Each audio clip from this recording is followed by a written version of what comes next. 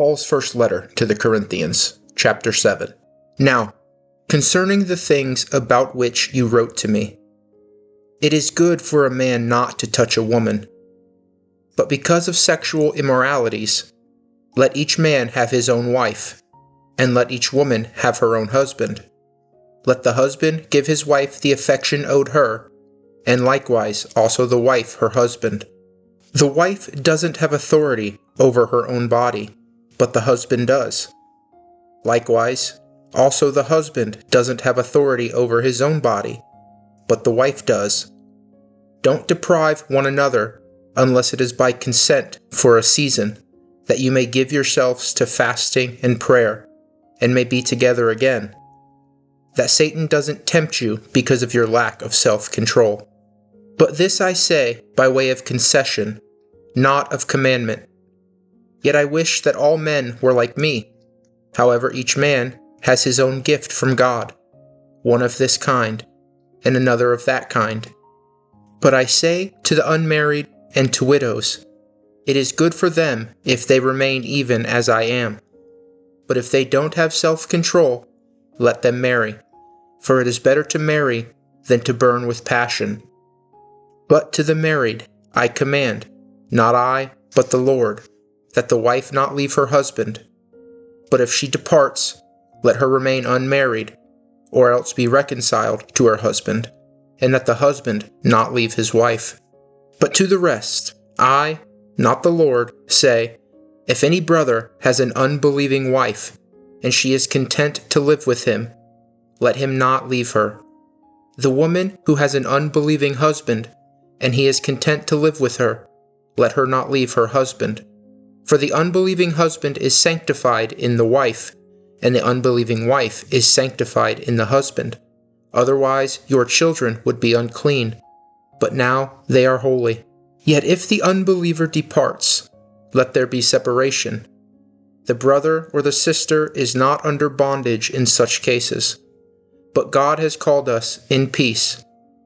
For how do you know, wife, whether you will save your husband? Or how do you know, husband, whether you will save your wife? Only as the Lord has distributed to each man, as God has called each, so let him walk. So I command in all the assemblies. Was anyone called, having been circumcised? Let him not become uncircumcised. Has anyone been called in uncircumcision? Let him not be circumcised. Circumcision is nothing, and uncircumcision is nothing, but what matters is keeping God's commandments. Let each man stay in that calling in which he was called. Were you called being a bondservant? Don't let that bother you. But if you get an opportunity to become free, use it. For he who is called in the Lord, being a bondservant, is the Lord's free man. Likewise, he who was called being free is Christ's bondservant. You were bought with a price. Don't become bondservants of men. Brothers, let each man, in whatever condition he was called, stay in that condition with God.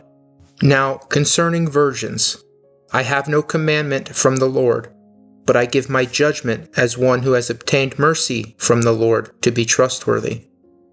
Therefore I think that because of the distress that is on us, it is good for a man to remain as he is. Are you bound to a wife? Don't seek to be freed. Are you free from a wife? Don't seek a wife. But if you marry, you have not sinned. If a virgin marries, she has not sinned. Yet such will have oppression in the flesh, and I want to spare you. But I say this, brothers, the time is short. From now on, both those who have wives may be as though they had none, and those who weep as though they didn't weep, and those who rejoice as though they didn't rejoice, and those who buy as though they didn't possess, and those who use the world as not using it to the fullest. For the mode of this world passes away. But I desire to have you be free from cares. He who is unmarried is concerned for the things of the Lord, how he may please the Lord. But he who is married is concerned about the things of the world, how he may please his wife. There is also a difference between a wife and a virgin. The unmarried woman cares about the things of the Lord, that she may be holy, both in body and in spirit. But she who is married cares about the things of the world, how she may please her husband. This I say for your own benefit, not that I may ensnare you, but for that which is appropriate, and that you may attend to the Lord without distraction. But if any man thinks that he is behaving inappropriately toward his virgin, if she is past the flower of her age, and if need so requires, let him do what he desires. He doesn't sin. Let them marry. But he who stands steadfast in his heart, having no urgency, but has power over his own will, and has determined in his own heart to keep his own virgin, does well. So then, both he who gives his own virgin in marriage does well, and he who doesn't give her in marriage does better. A wife is bound by law for as long as her husband lives. But if the husband is dead, she is free to be married to whomever she desires, only in the Lord. But she is happier if she stays as she is, in my judgment, and I think that I also have God's Spirit. Welcome back. So last time we were in 1 Corinthians 6, and Paul had just finished correcting some pretty wild thinking about sex and the body. Now in chapter 7, he turns to a question the Corinthians actually wrote and asked him directly about. And here's the line that kicks it off. It's basically a quote from their letter to him. It is good for a man not to have sexual relations with a woman. And in regular English, some people in Corinth were asking, hey Paul, should we even be having sex? Should married Christians abstain? Should we even bother getting married at all? We don't have their actual original letter, so we're reading a half of a conversation here. But from the context, it sounds like some Corinthians had landed on this idea that not having sex, even within marriage, made you more spiritual. And it might have come from the body doesn't matter, only the soul kind of philosophy floating around at the time. Maybe it was an overcorrection from all the sexual chaos in their culture. Either way, Paul shuts that down pretty quick. Paul says no. Married people should absolutely keep having sex with one another regularly. He's blunt about why. It guards both spouses from temptation. He even says something pretty radical for the time. Husbands and wives have authority over each other's bodies. Equally, mutually. That's not how the ancient world usually talked about a marriage. Paul's turning it 180 on them. Think of marriage like two people sharing one bank account. You don't get to make withdrawals without considering your spouse, but you also don't get to just lock the account and walk away, claiming it's more responsible. The whole point of sharing the account is that you're both drawing from it together, regularly. Withholding isn't virtue, it's just leaving your spouse exposed. Now, Paul himself is single, and he's content. He even says he wishes more people had what he has. But notice he's pretty careful here. He's not saying singleness is morally superior. He's saying it's a gift, in the sense of a specific grace some people are given that frees them from being consumed by desire. Not everyone has that gift, and that's fine, because everyone has some gift. His bottom line is pretty practical. It's better to marry and have a real, regular, intimate life with your spouse than to spend your whole life burning with desire and white-knuckling your way towards sin.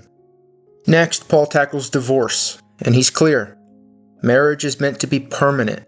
Don't leave your spouse, even an unbelieving one, in some misguided attempt to be closer to God. In fact, he says your presence in that marriage might be exactly how your spouse eventually comes to faith. Then Paul goes on to give one of the most profound pieces of advice in the whole letter. Stay where you are. Don't go restructuring your entire life, your marital status, your job situation, every time you have a fresh spiritual experience, assuming God must want something completely different for you now. If God called you in the middle of your ordinary life is where He's working. Imagine someone gets baptized on a Sunday, and by Tuesday they've quit their job, left their spouse, moved across the country, convinced this is what radical faith requires. Paul would have told them, slow down. God didn't call you to chaos. He called you to faithfulness exactly where you were. Paul then goes on to reframe the whole chapter. Time is short. He's not being dramatic for effect. He genuinely believed believers were living in the last chapter of history. And in a sense, every generation is. None of us know how much time we actually have left. So Paul says, hold marriage loosely, hold grief loosely, hold success and business and possessions loosely. None of it is the main thing. Christ is the main thing. And this is where the church's long tradition of celibacy for the sake of the kingdom, priests, religious sisters and brothers, actually traces straight back to this chapter. The Catechism describes celibacy, when freely and joyfully embraced, as something that radically proclaims the reign of God. It's not a rejection of the goodness of marriage. It's a different kind of yes, one that says even something as good as marriage isn't the final word. The kingdom is. So by the end of the chapter, Paul lands somewhere pretty balanced. Marrying isn't a sin. Staying single isn't a sin. Either path can be holy, or it can be hollow, depending on why you're choosing it. That's really the needle Paul is threading the whole chapter. Not which state of life is better, but are you choosing the state of life, married or single, because it's drawing you closer to Christ, or because you're running from something, or chasing something that was never going to satisfy you anyway? So here's what I'll leave you with today.